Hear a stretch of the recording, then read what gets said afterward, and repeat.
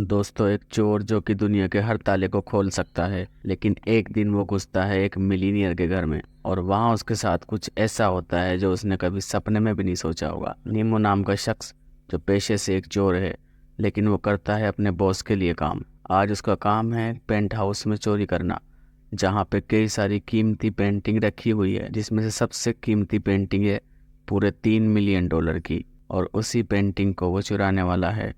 अपने प्लान के मुताबिक रात होते ही उस घर में घुसता है जो बेहद ही आलीशान था।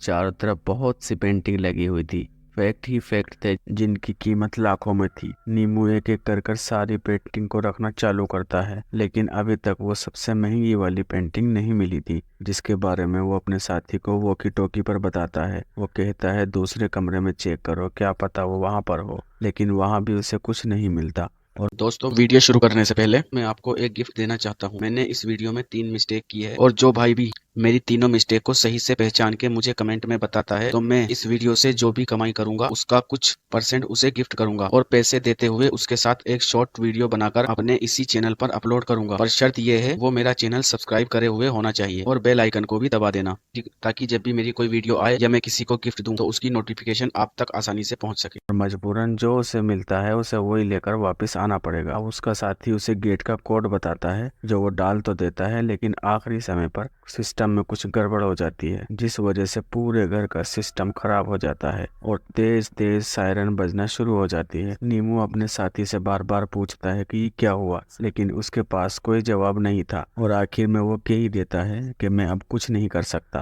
कि अब मेरे हाथ में कुछ नहीं है, तो मैं वहां से खुद बाहर निकलना पड़ेगा।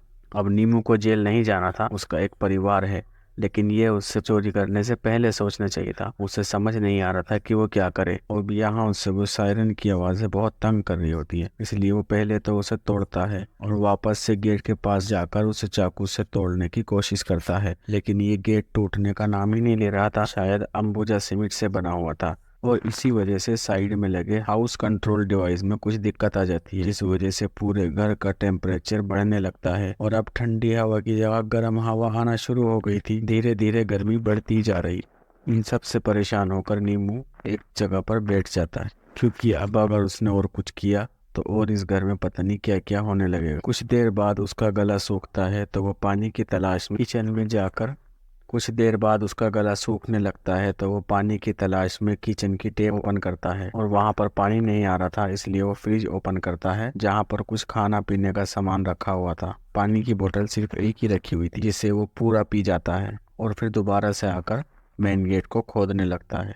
और कुछ देर बाद उसे पता चलता है गेट असल में लकड़ी का नहीं, स्टील का बना है। अब ये देखकर उसके होश उड़ जाते हैं, इसलिए वो ये काम भी छोड़ देता है और आकर एक बेड पे सो जाता है, जो कि घर के मालिक का था। वो सोने की बहुत कोशिश करता है, लेकिन उसे नींद नहीं आ रही होती। बीच बीच में वो अपने साथी को कनेक्ट करने की कोशिश भी करता है, लेकिन वहां से कोई भी बोल नहीं रहा था, क्योंकि सभी उसे छोड़कर चले गए थे। अब वो बस अकेला यहाँ पर बचा हुआ था। अगली सुबह वो सबसे पहले घर में रखे हुए लैंडलाइन फोन को चेक करता, लेकिन वो भी बंद था। उसके बाद वहां पर जितने भी ड्रॉर थे वो उन्हें चेक करता है, शायद उनमें उसे कुछ काम का सामान मिल जाए, लेकिन वहां भी उसे कुछ नहीं मिलता। थोड़ी ही देर में उसे टॉयलेट लग जाती है, तो वो करने के लिए चला जाता है, जहाँ पे उसे कुछ फेक फ्रूट रखे हुए मिलते हैं, जिन्हें वो विंडो पर खींच के मारने लगता है। लेकिन कुछ नहीं होता, क्योंकि सारा घर साउंड और बुलेट प्रूफ बना हुआ था, जिसमें ये अब नीमू अटक चुका था। और इसी दौरान उसे जोर से प्यास भी लगी थी, और जो पानी उसे कल मिला था वो तो उसे पूरा पी गया है।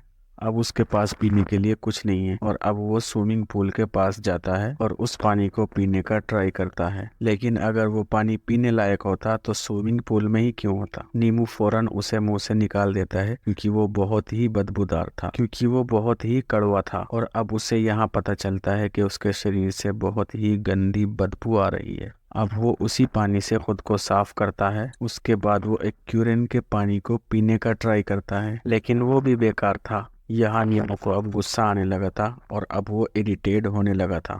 लेकिन आखिर में उसके दिमाग में फ्रीज आती है, जिसमें से वो जमे हुए बर्फ को बाहर निकालता है और उसको चूसने लगता है, जिसे उसे थोड़ी तो राहत मिलती है, लेकिन पूरी प्यास नहीं बुझती। कुछ देर बाद वो सारे बर्फ पिघल जाएंगे। उसके बाद नीमू क्या करेगा? अब वो घर के सारे फर्नीचर को लाकर एक जगह पर इकट्ठा करने लगा, क्योंकि उसके दिमाग में एक आइडिया आया था, क्यों ना वो घर की छत पर जाए और वहां जाकर किसी को मदद के लिए पुकारे। लेकिन वहां तक पहुंचना इतना आसान नहीं था, क्योंकि छत बहुत ही ऊंची थी। और इतना सब ट्राई करने के बाद वो एक बार फिर जाकर उसी हाउस कंट्रोलर को चेक करने लगता है, क्या पता घर का टेम्परेचर ही चेंज हो जाए। लेकिन कोई फायदा नहीं था। अब उसे प्यास के साथ साथ भूख भी लगने लगी थी, तो वो एक फूड केन को खोलने की कोशिश करता है और उसी चक्कर में उसके हाथ पर एक कट लग जाता है, जिससे उसे काफी दर्द होता है। उसके दिमाग में फिर से फ्रिज आती है, तो फ्रिज को खोलकर उसमें बर्फ ढूंढने लगता है, लेकिन बर्फ पिघल चुकी थी, इसलिए अब वो फ्रिज को ही चाटना शुरू कर देता है कि जो कुछ भी बचा कुचा बर्फ था वो उसे खा सके। उसका बस चलता तो वो फ्रिज में ही बैठ जाता, लेकिन ये उसकी मजबूरी है कि वो उसमें फिट नहीं आएगा। और इसी दौरान हम बाहर देखते हैं, जहाँ बहुत जोर की बारिश हो रही है। लेकिन अफसोस, नीमू ना तो बाहर जा सकता है, ना वो उस पानी को पी सकता है। अब उसके पास कोई काम नहीं था, तो वो घर को ही एक्सप्लोर करने लगता है कि शायद उसे कोई सीक्रेट दरवाजा मिल जाए। और उसी दौरान उसे पानी की आवाज आती है। वो फौरन बाहर आता है और देखता है कि ये पानी तो असल में प्लांट शार से आ रहा है। वो उसके पास जाकर बैठ जाता है और जी भर के पानी पीता है। और कुछ समय के बाद वो पानी वहां से बंद हो जाता है और मजबूरन उसे वहां से उठना पड़ता है। लेकिन कल वो फिर से इस पानी का वेट करेगा और इस बारी वो उसे स्टोर भी कर लेगा, ताकि वो बाद में उसे पी सके। अब धीरे धीरे करके उस घर का टेम्परेचर और ज्यादा बढ़ने लगता है। इसी दौरान वो अपने सारे कपड़े उतार देता है, क्योंकि गर्मी बहुत बढ़ गई थी। जिसके बाद जितने बचे फर्नीचर थे वो उन्हें इकट्ठा करने लगता है, ताकि वो उनसे उस छत तक पहुंच सके। और इस बारी वो ऐसा करने में सफल भी हो जाता है। वो छत को देखकर पता चलता है कि यहाँ से कैसे बाहर निकला जाए, पर उसके लिए उसको कुछ स्क्रू ड्राइवर की जरूरत पड़ेगी। और इसी दौरान उसकी नज़र घर में लगे हुए टीवी पर पड़ती है, जहाँ पर सीसीटीवी फुटेज आ रही थी, जिसमें एक मेड बाहर झाड़ू लगा रही थी। तो नीमू फौरन कपड़े पहनकर गेट के पास पहुंच जाता है और उसे जोर जोर से आवाज लगाने लगता है। लेकिन अफसोस, उसकी आवाज कोई सुन नहीं पाता है, क्योंकि उसने हेडफोन लगा रखी थी। वैसे भी वो पूरा घर साउंड प्रूफ है। नीमू कितना भी चिल्ला ले, उसकी आवाज बाहर तक नहीं जाएगी। इसीलिए वो वापस आकर निराश होकर बैठ जाता है। लेकिन तभी वो कुछ ठंडी हवाएं महसूस करता है, जो कि एयर वेंटिलेशन से आ रही थी। दरअसल यहाँ पर वो देखता है हाउस कंट्रोल डिवाइस में अपने आप ही टेम्परेचर चेंज हो गया है, इसीलिए यहाँ पर ठंडी हवाएं आने लगी हैं। अब धीरे धीरे करके वो पूरा घर ठंडा होना चालू हो गया था। यहाँ नीमू सबसे पहले तो ठंडी हवाएं को जी भर के महसूस करता है और आराम से फिर उस पूल में नहाता है। इतना टाइम बिताने के बाद अब उसे धीरे धीरे यहाँ पर अच्छा लगने लगा था। उसे शायद ये पता चल गया था कि अब वो यहाँ से बाहर नहीं निकल सकता, लेकिन वो फिर भी कोशिश करना नहीं छोड़ता, ये उसका कहना था। वो अगले दिन उन प्लांट शार से इकट्ठा किया हुआ पानी पीता है और ब्रेकफास्ट करता है और थोड़ा सा डांस भी करता है। इसके बाद वो उस मिलेनर की अलमारी में से उसके कपड़े पहन लेता है और अगले सीन में हम देखते हैं कि वो गिलास के जार को तोड़ देता है और वो उसके दो बड़े बड़े टुकड़ों को एक कपड़े में लपेट के अपने लिए एक चश्मा बनाता है, जिसे पहनकर वो फिर से छत के करीब जाता है और छत को धीरे धीरे तोड़ने लगता है, ताकि उसकी आंखों में कुछ गिरे ना। वो बड़ी देर तक छत पे लगे हुए गिलास को तोड़ने की कोशिश करता है, लेकिन कोई फर्क नहीं पड़ता। और तब उसके पास के सीमेंट को हटाना शुरू करता है, लेकिन वो भी बहुत ज्यादा मजबूत थी, इसलिए वो थक कर फिर से नीचे आ जाता है। ये एक मिलीनियर का घर था, तो दोस्तों सिक्योरिटी तो पूरी टॉप लेवल होने वाली थी। अब इन सब से थक कर वो अपने लिए कॉफी और पास्ता बनाने लगता है। अब आप ये सोच रहे होंगे, अगर ये सब कुछ बना सकता है खाने के लिए, तो फिर इसके लिए दिक्कत क्या है। लेकिन दोस्तों ऐसा कुछ नहीं है। नीमू सिर्फ पानी में पास्ता बना रहा था और ठंडे पानी में कॉफी बना रहा था। जिसके बाद वो टीवी के सामने बैठ जाता है और लोगों को आते जाते देखने लगता है। अब उसे ये सब अच्छा लगने लगा था, क्योंकि यहाँ पर उसके अलावा और कोई भी नहीं था। इसलिए उसका जो मन कर रहा था बस वो वही करता जा रहा था। और आपने गौर किया होगा कि अब वो पहले जैसा नहीं रहा। उसकी दिमागी हालत अब बिगड़ने लगी थी। ऐसा तब होता है जब आपने काफी दिन तक किसी से बात ना की हो और ना किसी से मिले हो। और यहाँ नीमू भी कुछ ऐसा ही हो चुका था। धीरे धीरे रूम का टेम्परेचर और कम होने लगा था। जहाँ पहले 10 था अब 5 हो गया, यानी यहाँ कुछ देर बाद बर्फ गिरने जैसा माहौल होने वाला है, जो कि नीमू के लिए एक मुसीबत बनने वाली है। वो एक बार फिर से छत पे चढ़ता है और छत को तोड़ने लगता है, और वो इस बार गिलास को नहीं, उसके आसपास के सीमेंट को तोड़ता है, जो कि काफी टूट भी जाती है। लेकिन ठंड बढ़ने की वजह से वो उस डिवाइस के पास जाता है और उसे ठीक करने की कोशिश करता है, लेकिन उसे कुछ समझ ही नहीं आ रहा था कि असल में ये काम कैसे करता है। इस बार वो फिर से छत की तरफ चढ़ता है और इस बार उसने विंडो के आसपास के सीमेंट को तोड़ दिया था, लेकिन नीमू देखता है कि उसके नीचे एक लोहे की परत लगी हुई है, जो कि स्क्रू से टाइट की गई है और उसे तोड़ पाना असंभव है। इसीलिए वो उदास होकर फिर से नीचे आ जाता है और चुपचाप बैठ जाता है, और तभी उसकी नजर बाहर बैठे एक कबूतर पर पड़ती है, जो कि उसी की तरह मजबूर था, क्योंकि उसके पंखों पर चोट लगी थी, जो कि वो उड़ नहीं पा रही थी। लेकिन नीमू को ये पता नहीं होता। वो कबूतर से बात करता है और कहता है, तुम मेरे भाई के पास जाओ और उसे कहो कि मुझे यहाँ से जल्द बाहर निकाले। मैं अभी तक यहीं पर फंसा हुआ हूँ और मेरी तबीयत भी अभी ठीक नहीं है। और नीमू के पास करने के लिए अब कुछ नहीं था। उसने घर में सारी चीजें कर ली थी। बॉडी के साथ साथ उसका दिमाग भी अब थक गया था, हार मानने लगा था। इसलिए उस घर में जितनी भी महंगी महंगी पेंटिंग थी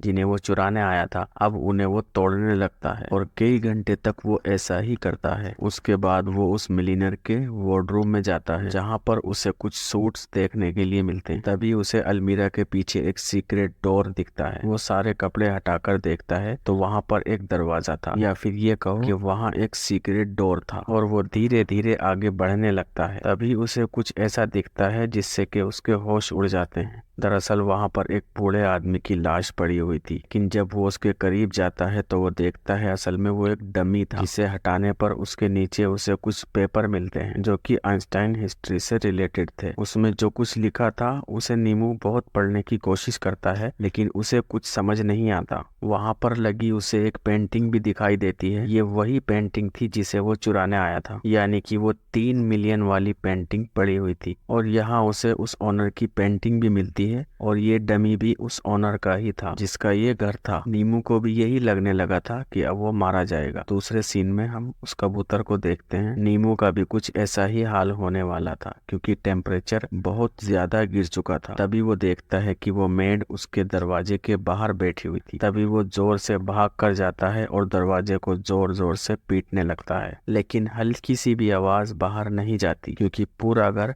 साउंड प्रूफ होता है। और वो बहुत ही इरिटेट हो जाता है और चिल्लाने लगता है और वहीं सो जाता है। अगले दिन वो फिर उसी विंडो के पास जाता है और इस बार उसे आइडिया आता है कि स्क्रू ड्राइवर कैसे बनाया जाए जिससे वो स्क्रू को खोल सके। जिससे वो स्क्रू ड्राइवर खोलने के लिए एक लकड़ी से टूल बनाता है और उसे खोलने की कोशिश करता है, लेकिन वो नाकाम रहता है। और दोस्तों, उसके अंदर हिम्मत और उम्मीद अभी बाकी थी। वो फिर दोबारा से कोशिश करता है और इस बार वो स्क्रू को खोल लेता है, लेकिन अब उसके अंदर इतनी ताकत नहीं बची थी कि वो बाकी स्क्रू को भी खोल सके। इसलिए वो नीचे आ जाता है। और यहाँ हम एक और चीज नोटिस करते हैं कि नीमू अब पहले जैसा नहीं रहा। अब वो खुद से ही बातें करता है, क्योंकि उसके पास ना तो अब खाने को कुछ है और ना पीने को। वहाँ लगे कुछ पेड़ों को भी वो हिलाता है ताकि वहीं से कुछ खाने पीने का निकल आए, लेकिन कुछ नहीं आता। आखिर में उसे कुत्ते का खाना ही खाना पड़ता है, जो उसके लिए बेहद ही बुरा था। लेकिन भूख कुछ भी करा सकती है, और ऊपर से इतनी ठंड, ऊपर से भूख और प्यास। वो पूरी तरह से टूट चुका था, लेकिन इतनी मुश्किलों के बावजूद उसे सिर्फ एक ही ख्याल आ रहा था कि कैसे वो बाहर निकले। इसीलिए वो बाकी स्क्रू को खोलने लगता है और इसी बीच उसका पैर फिसलता है और वो सीधा नीचे आके गिरता है। यहाँ उसके पैर की हड्डी टूट चुकी थी। ये उसके लिए एक और बड़ी मुसीबत बन गई थी। यहाँ उसे एक पेंटिंग दिखाई देती है जिसमें एक आदमी टेप से बंधा हुआ था, और वो उसे गिरा देता है और कहता है, मैं तुम्हारी परेशानी समझ सकता हूँ, जाओ अब तुम आजाद हो। अब इसी तरह से और दिन बीत जाते हैं और अब न्यू ईयर भी आ जाता है। बाहर धूमधाम से पार्टी चल रही थी, सभी लोग एंजॉय कर रहे थे, लेकिन वो यहाँ पर कैद है। तभी उसे कुछ विजन आने लगते हैं, जैसे कि वो मेड उसके पास आ गई है और उसने नीमू को आजाद कर दिया है। जब भी उसकी नजर ऊपर लगे फायर अलार्म पर पड़ती है, तभी उसको एक आइडिया और आता है। अगर वो उस फायर अलार्म को ऑन कर दे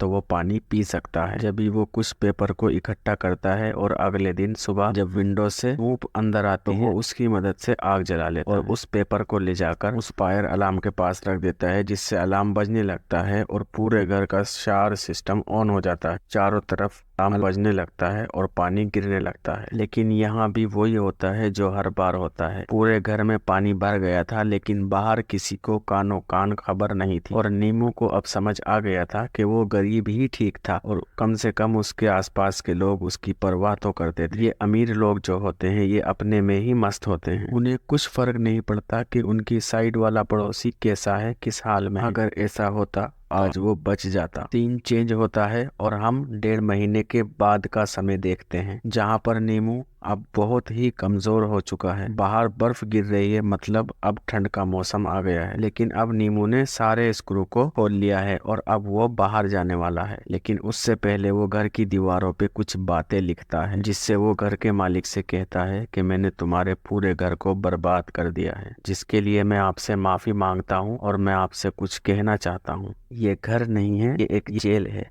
बाद हमें पता चलता है कि नीमू ने उस विंडो को पूरा खोल लिया था, जिसके बाद वो वहां से बाहर चला जाता है। यहाँ आपको बता दिया जाए कि विंडो के आसपास कोई ऐसी जगह नहीं थी जहां से वो बाहर जा सके।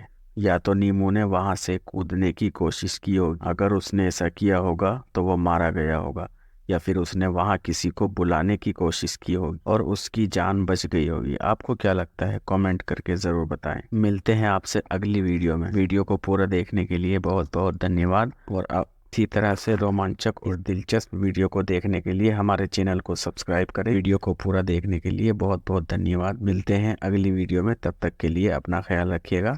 जय हिंद।